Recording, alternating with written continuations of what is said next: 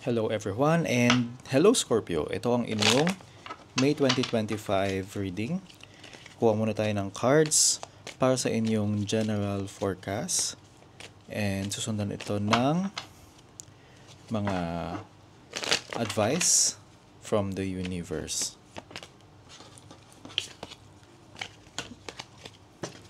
Kung bago kayo sa channel nito, ang goal natin dito ay magbigay ng gabay using light from above para may positive energies ang lahat.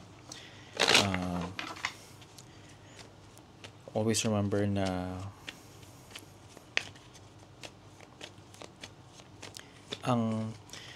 everything is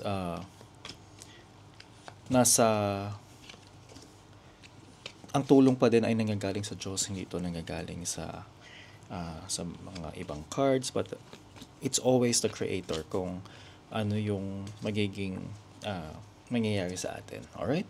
So, let's start with your reading. You have the Queen of Swords, Scorpio. The Queen of Swords and the Ten of Swords. So, nakikita ko dito sa inyo, Scorpio, marami sa inyo,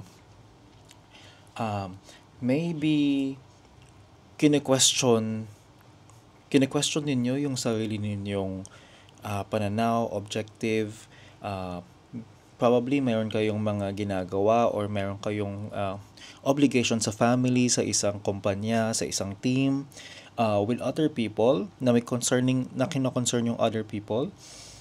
And then, nakikita ko ito na mayroong certain questions regarding tama ba itong ginawa ko, maganda ba itong ginawa ko, ito ba yun. So, there is a self-reflection na nakikita ko sa mga Scorpio ngayon. Especially sa mga may kinalaman sa yung mga female figures. But nakikita ko din na there is this change or there is this question. Kina-question niyo yung mga sarili ninyo, but ang dami ding nagiging evolution dahil dito. Kina-question niyo yung sarili ninyo dahil inaalam ninyo ito ba yung pinakamagandang desisyon, ito ba yung best strategy. There is this sense of improvement. So, marami sa inyo is na-realize na may mga maling ginagawa or may mga mali palang strategy before.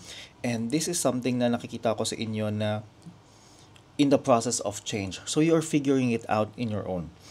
You have the Justice card here.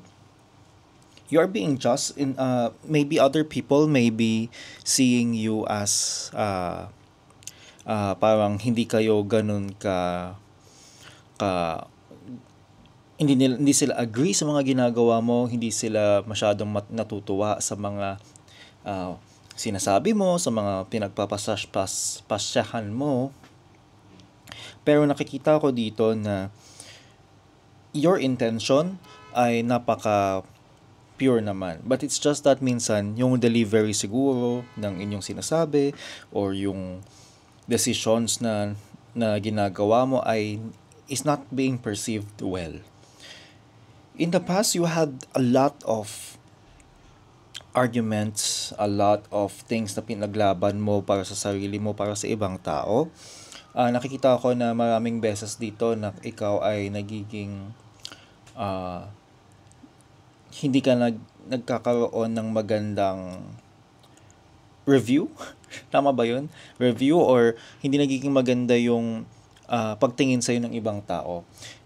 Ito dahil ito sa mga nangyari or sa mga nagawa mo na minsan miscalculated ka din. So there is also that part of you na hindi ka ganun ka naging mapagmatsyag sa environment mo, hindi ka naging masyadong careful, ganyan.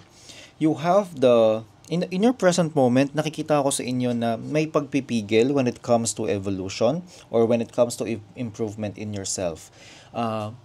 May takot na kung paano mo babaguhin yung mga desisyon mo sa buhay, na minsan parang may kailangan kang gawing pagbabago sa sarili mo or pagbabago sa within your family na medyo malaking transition. Pwedeng control over your kids, control over your staff, maybe pagbibigay ng responsibility sa ibang tao na ayaw mong bitawan, May mga ganong tema sa inyo, Scorpio. So, merong merong ganong pagpipigil na parang hindi mo matanggap na kailangan mong ibigay ito sa ipagpasya o ipagpaubaya mo sa ibang tao yung mga desisyon ng pangsarili mo. Kumbaga may trust issues kumbaga Scorpio kasi minsan iniisip mo yung iyo lang yung sarili mo lang yung pinaniniwalaan mo, ayaw mong paniwalaan yung ibang tao. So may ganong tema Scorpio. You have the Five of Cups here in reverse. Willing ka naman na ah, willing ka naman na mag-move forward, willing ka na sige, hayaan na natin, ganyan. So that's you in May 2025 na nakikita ko na you will be able to succeed or you will be able to go through kung ano man tong pinagdadaanan mong uh, changes when it comes to it's more of you eh. Mas sa'yo to Scorpio. Nakikita ko kasi sa'yo na mas nasa sa'yo yung difficulty kaysa sa ibang tao. Kasi yung control mo, yung need for control ay andoon. And nakikita ko naman that magagawan mo ng paraan. Okay? Kumbaga malalagpasan mo din naman to. It's just na kalaban mo ang sarili mo, Scorpio. You have the High Priestess and the Three of Cups here. So, yung ibang tao around you, Scorpio, minsan siguro na hindi mo sila masyadong napapansin na yung kung ano yung kakayahan nila, hindi mo nakikita kung gaano sila kagaling sa mga ginagawa nila. Pwedeng sa mga katrabaho to, pwedeng sa around you, no? Sa mga mahal mo. But nakikita ko dito na meron silang kakayahan na hindi mo nakikita kasi hindi siya nag-a-apply sa'yo or hindi kayo pareho ng galing. So, ito, Scorpio, andito ka na parang half-hearted guy. Parang hindi mo alam kung pagbibigyan mo ba o hindi. May ganong tema sa'yo, Scorpio. So, napakalakas na to kasi paulit-ulit yung tema na yon. Paulit-ulit siya dito. So, ano ang advice sa'yo, Scorpio? Ang advice sa'yo is to trust. To really, really trust. It's almost like trusting blindly. Kumbaga, ipagpasa Diyos mo na lang yung pag-trust mo sa mga tao kasi uh, nahihirapan kang ibigay yung trust na yun eh. Nahihirapan kang ibigay yung control over other people. Nahihirapan ka kung paano mo siya ipagkakatiwala sa ibang tao. Nahihirapan ka kung paano ka magkakaroon ng peace when it comes to the letting go of responsibilities, letting go of ano tawag doon? Letting go of that need to know everything, to micromanage stuff, or to really give the responsibilities to other people. Ang ano na to, napakatindi nung pangangailangan na yon na para bang pakiramdam mo ikaw ikaw ang dapat gumawa nun, pero nakakaligtaan mo na may kakayahan din yung ibang tao. Pwedeng magkaiba sila sa'yo, pwedeng iba yung strategy nila, pero meron silang sariling galing. And it doesn't have to be always you. Hindi kailangan na ikaw ng ikaw ng ikaw. Hindi kailangan na dumaan sa iyo ang lahat ng proseso. Hindi kailangan na ikaw lang ang nasusunod. Hindi pwedeng ikaw lang yung nagkakaroon ng say sa mga bagay-bagay, Scorpio. So, kung kaya mo daw yun gawin, kung kaya mo daw siyang mapaglabanan, i-let go yung mga masyadong malakas na control, ma-realize mo sa sarili mo na, oh my God, ang dami ko pa palang pwedeng matutunan. Kasi you have the Page of Cups here. Ang dami mo pa palang pwedeng matutunan. Ma-humble ka din na parang, wow, pag nakita mong gumalaw yung ibang tao, ay, ang galing pala nila. Hindi ko alam to may pwede palang ganito. Minsan kasi kailangan mo munang lumayo sa isang bagay para ma-realize kung paano ba yung bigger picture or kung paano ba yung effect ng mga ibang tao. Okay? So kuha na tayo ng advice cards. Unang advice card mo is get to know each other, learn to meet another's need for love. Ibig sabihin lang nito, Scorpio, ang pangangailangan ng ibang tao around you hindi lang sa alam mong paraan. Hindi lang sa alam mong nakasanayan mong pwede mong ibigay sa mga tao, pero meron din silang pangangailangan when it comes to pagtitiwala sa kanila, pagbibigay ng konting ah, power of sa kanila. You need to let them, they need to know na mahal mo sila and trust mo sila to have that, no? Kailangan mong makita kung paano mo sila mabibigyan ng importansya, paano mo sila mapaparamdam sa kanila kung ano yung klaseng pagmamahal ang gusto nilang para sa kanila. Okay? Or kung ano yung gusto nila from you. Next is embrace your emotions, allow your feelings to surface and be accepted. So, be expressive din, kung ano yung nararamdaman mo.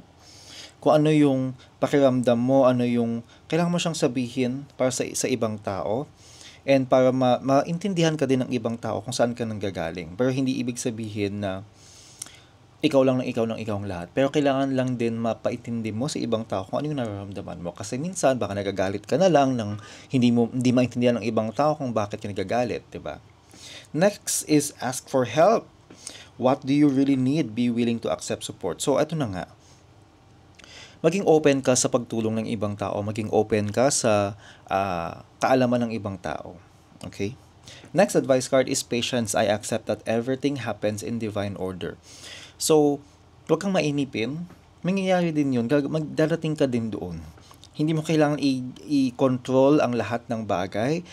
Doesn't have to be everything na ikaw. Doesn't have to be everything your own way and your own rules. Yun lang. Okay? Next is acceptance of love. Be willing to have that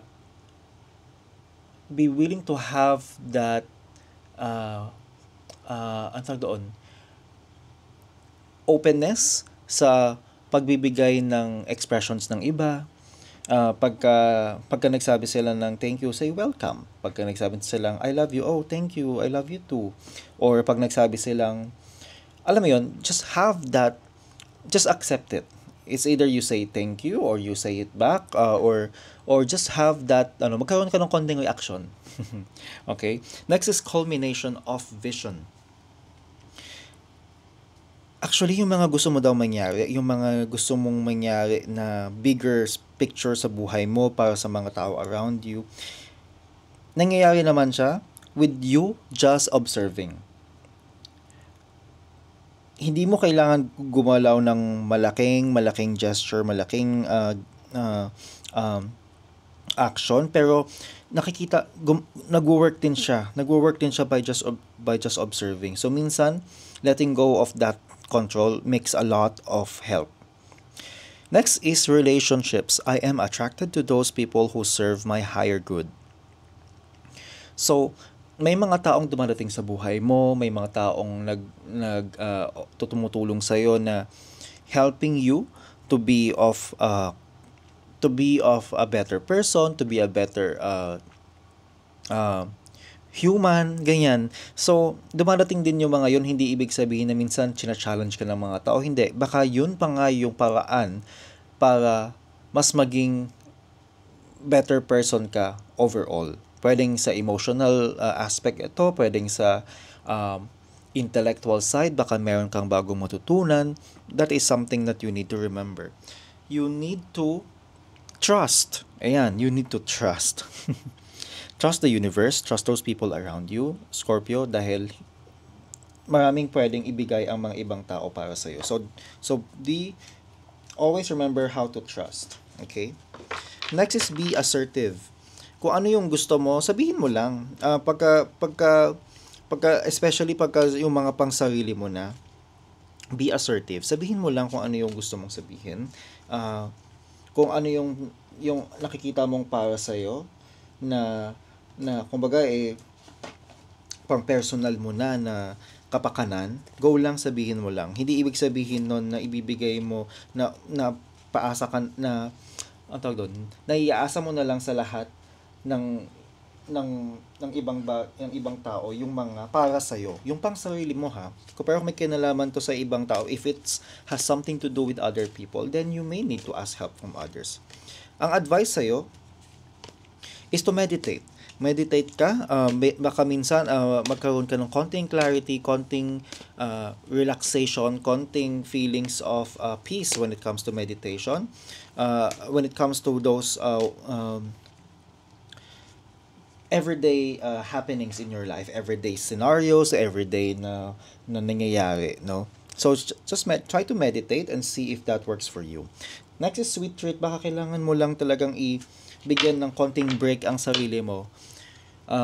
Kumbaga, eat something that you like. Baka naman you need to reward yourself para medyo lumuwag-luwag ang pakiramdam. Right? Next advice card mo. Okay. Next advice card mo is abundance. Divine Beloved, please show me how to feel fully deserving to receive. I release my ego's plan and open to being a vehicle for abundance. Dumadaloy naman yung swerte sa'yo. Dumadaloy naman yung blessings, no? Actually, ayokong gamitin yung word na swerte. But because it's more of blessings. Kasi ang blessings nagagaling naman yan sa Diyos. Nagagaling yan sa Creator. Kahit sabihin mong nagagaling yan sa universe, who created the universe? It's God. So, all your blessings ay dumadaloy naman siya. So, you need to release your ego's plan and be open to be used as a pagdadaanan ng blessings para sa iyo. And i-trust mo lang, no? Yun nga yung sinasabi dito release your ego's plan. Okay? Next is fire, transmutation and purification. So there is really meron talagang ikaw pinagdadaanan na process, na improvement. So kung ano yung nangyayari, kung merong struggle na nangyayari sa'yo, that is because there is something there na kailangan mong baguhin. Baka meron kang old ways na kailangan mong baguhin. Baka may mga nakasanayan ka na hindi na siya nag-a-apply ngayon. Baka yung mga anak mo malaki na. At tapos yung ina-apply mo pa ding values is yung noon. Yung alam mong baby pa sila.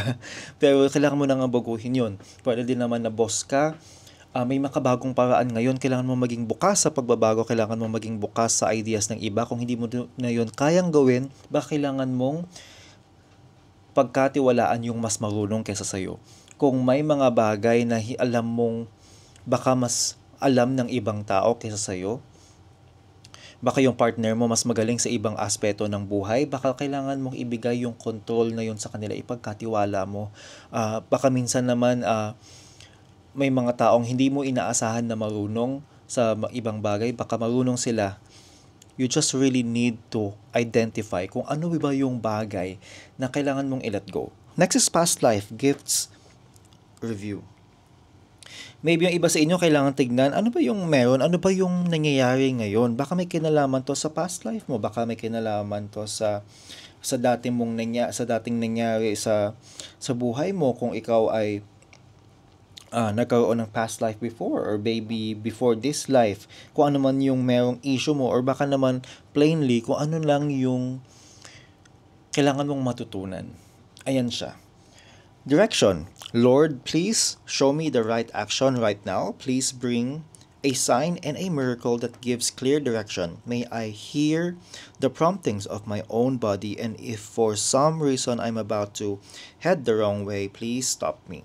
So, kung minsan natatakot ka, just move forward, gawin mo lang kung ano yung kailangan gawin, and hilingin mo na lang sa Diyos na kung merong maling kang dinadaanan, is just to give you that sign na oy, tigil. Okay? So it's all about giving the control, letting go of the control, and let God lead the way, and let God guide you, and siya na yung magbibigay sa iyo ng paraan. Power of prayer. Give this situation to God for uplifting and healing, and be open to miracles. Heaven's unlimited resources, love, and answers are awaiting your prayers. Be sure to act upon the divine guidance God gives to you in response to your prayers. So, pagdadasal. Next is let go of guilt. When you allow your light to shine brightly, you inspire others. Forgive yourself for what you think you've done or not done, and trust that God loves you unconditionally for who you are. Learn and grow from past mistakes instead of berating yourself for them. So, kung meron kang minsan kasi people act out of guilt. Minsan kailangan mong gawin ito kasi nagigilty ka na kung sa na baka may pagkukulang ka or something, but you just really need to let go of it. Alright, so yan ang reading ninyo, Scorpio, and I hope to see you in the next reading.